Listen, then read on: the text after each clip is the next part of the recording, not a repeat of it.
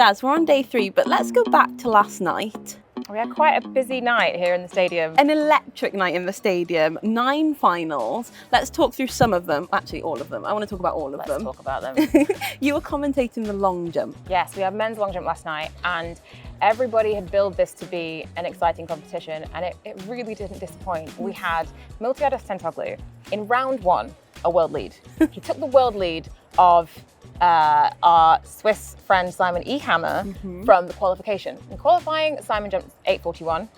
Miltiades said, okay, round 1, 8:42. Let me show you what I can do. He loves taking people's season's best by 1 centimetre, and that set the tone for the whole competition. We also had a world junior record in round 1 from home favourite Felani. However, it was Tentoglou who really took us all the way. He just kept improving round on round on round. And we could see him getting kind of frustrated. He jumped 8:49 and seemed okay with it, and then went 8:45 and looked actively disappointed. And everybody's looking around thinking, I'm in commentary thinking, why are you disappointed with this jump? You must know you have something bigger in you.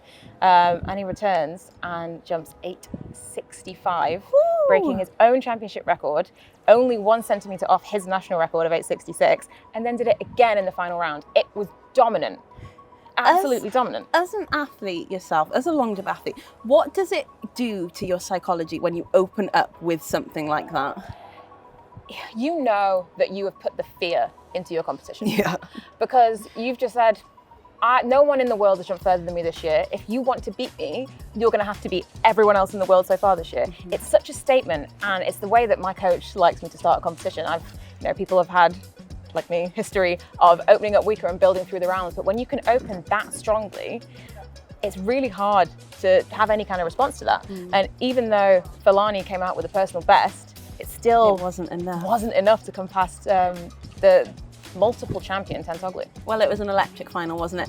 Now, field event to field event, we're going over to the shot put. Yes. That was quite a good one for Italy. It really was. Leo Fabri has been having the season of his life. He is really knocking on the door of that 23-metre mark, which would see him start to challenge the Americans that we know are so strong in this event. He gave the home crowd something to cheer for. He won the gold in victorious, glorious fashion, but he also gave you a little something. He did. I feel very, I'm blushing. He serenaded me in the mix zone. And if you want to check it out, you can head over to the TikTok channel, European Athletics. It was beautiful. He gave me a whole song in Italian. I thought he was going to give you a line or two, but you got an entire song. I'd have been very embarrassed. No, yeah, we got the whole song, not just a line. And I actually think he's got a career in singing after his shot put career. I think he might do. I think he can, once he's ticked off a few more medals and titles, maybe you can pick up the microphone. Right, medals, titles, 7 titles. Sandra Elkasovic. So we know her in the past as 6-time gold medalist at the European Championships. Sandra Perkovic. However, she has since become a married woman, but has continued her winning ways. Sandra is now the most successful European athlete at the European Championships ever. 7 gold medals is better than anyone has ever done. And she did it in such spectacular fashion. I don't think everybody was certain that she was going to be ready for a gold medal She's last had night. a little bit of a challenging season. We haven't seen quite the form that we typically would see from her. And the other women have been throwing far. Yeah. But you just can't count Sandra out when it comes to a championship. And she brought her A game, and she took home another gold medal. That is what you call a championship mindset, I think. Heptathlon, NAFI, The return of championship Heptathlon. mindset. We had another European champion retain her title. Everybody was kind of questioning, what shape is Nafi in? We haven't seen her compete at all year. She answered with a score over 6,800 points. I mean, she's in fantastic shape, but she told us last night that she still has things to work on. You know, she wants to work on her start. She hasn't raced people for a while. She told us she was nervous about racing. Looking at a score like that, retaining the title by a big margin, I don't think she had too much to be nervous about, but it does get us excited for what else we might see from her in the rest of the year. Yeah, and what we might see in Paris. But someone close, sort of on her tail, charging down towards the finish. 7 events, 6 PBs out of the 7 events. Our athlete from France. That was Ariana from France. When an athlete comes to a championship, and especially in combined events, and is able to lay down that many personal bests, it She had a personal best in the overall heptathlon by hundreds of points.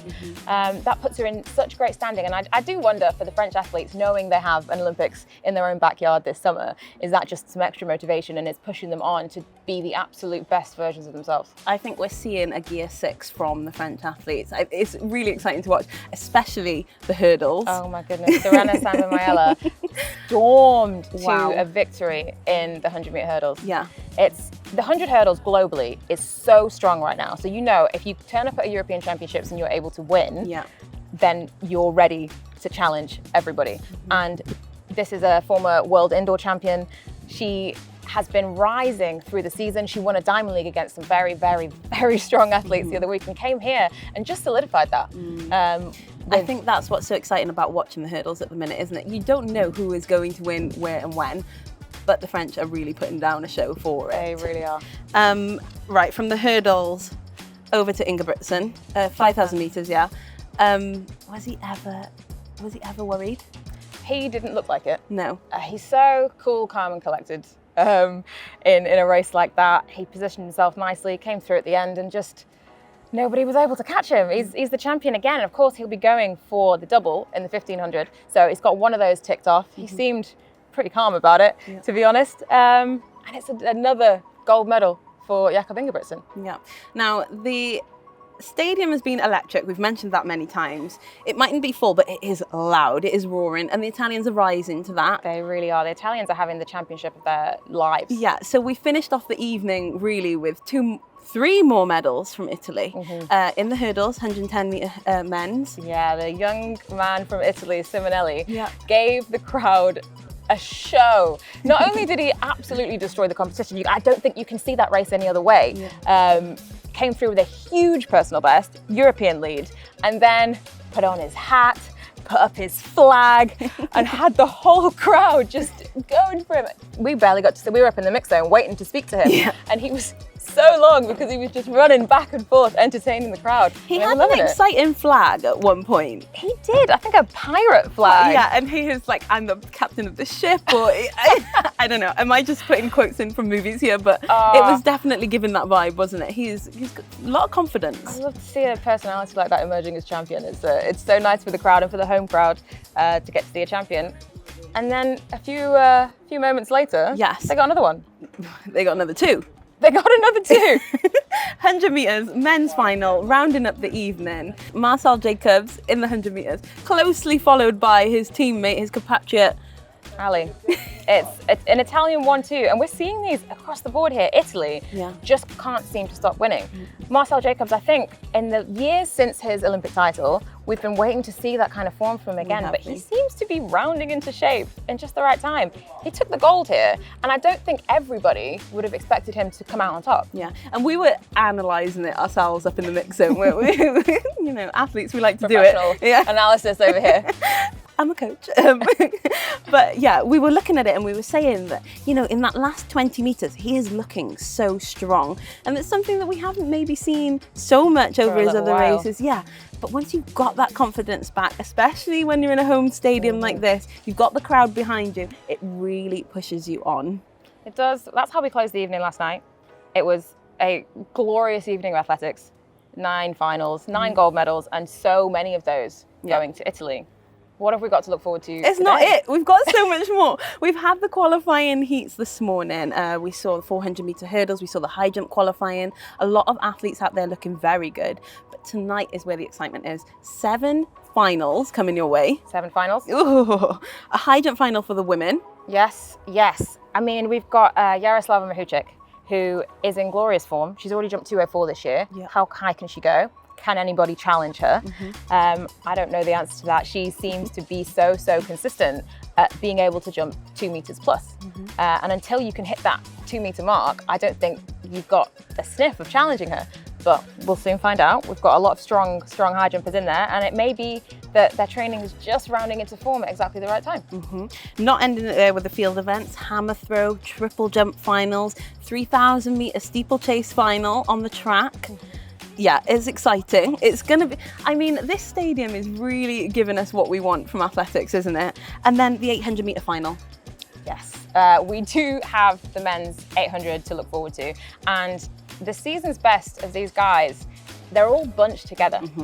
We haven't seen anybody go sub 144 yet. And I don't know if maybe somebody will decide that they want a fast final. Well, this is the thing, isn't it? How is it going to be paced? How are people going to go out? Is it going to go out hard? Are people going to be a little bit more tactical? You never know with championship racing, so I think that's a big one to really, really look forward to. In the middle distances, we've also got women's 1500 meters, which I think we're very much looking forward to. We have a few athletes who we see more often in the 800 that have moved to the 15 for this championship. So I think, again, we haven't seen anybody with the season's best of under 4 minutes. We've got some on the four dead mark, but I think we're possibly due one if somebody decides to take it out. That's one of my favorite things. Who's feeling brave tonight? That's what we need to know. And then finally finishing off with the 100 meter women's event, which is going to be exciting. We saw the men's last night. That was exciting, but I think the women's is even more up for grabs, isn't it? Yes, we've got the reigning champion, Gina Lukenkemper. We do have the semi-finals first, so of course, this final is subject to all these women making it through to that top 8. Yes. But Gina Lukenkemper, in what was one of the most thrilling races of the last European Championships in Munich. It was on the line. She just about won that race. So she's here. We'll be seeing her. We'll be seeing former European champion Dina Asher-Smith. Yes. And we'll also, for the home crowd, be seeing Dosso of Italy, who has lowered the Italian record this year.